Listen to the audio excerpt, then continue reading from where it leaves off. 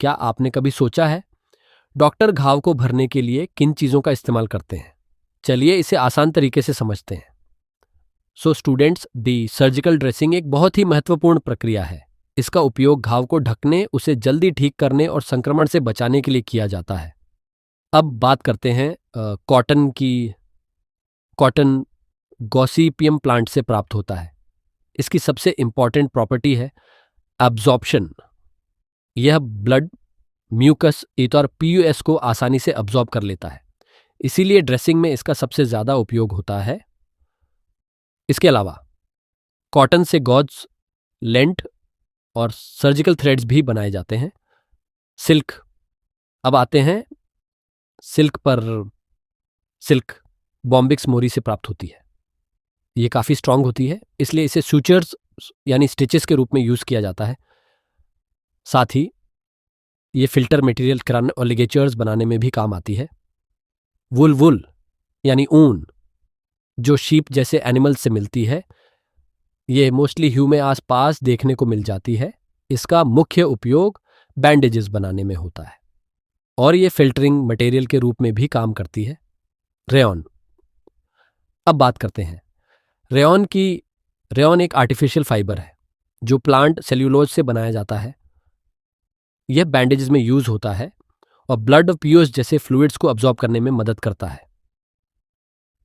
Catgut, अब एक बहुत इंपॉर्टेंट टॉपिक भी सर्जिकल कैटगट हुई। कैटगट एक नेचुरल सूचर मटेरियल है जो एनिमल्स की इंटेस्टाइन से बनाया जाता है, जैसे शीप, एक चीये।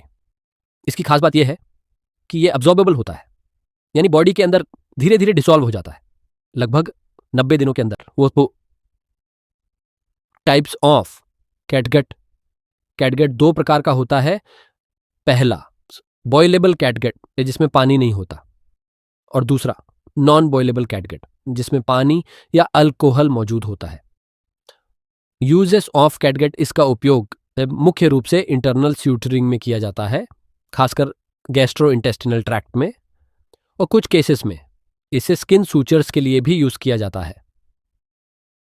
सूचर्स और लिगाचर्स, अब समझते हैं। सूचर्स और लिगेचर्स ये स्टेराइल और थ्रेड्स होते हैं, जिनका उपयोग वुंड्स को बंद करने और टिश्यूज को जोड़ने के लिए किया जाता है।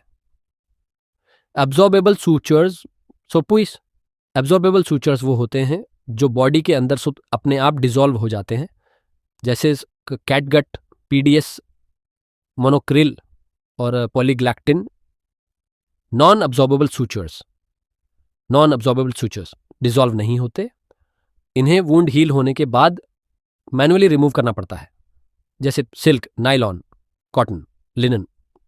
मेटालिक सूचर्स, तो ये सारे सर्जिकल ड्रेसिंग में उपयोग होने वाले मुख्य मटेरियल्स। अगर आप कॉन्सेप्ट को समझकर पढ़ेंगे तो ये टॉपिक आपको बहुत आसान लगेगा।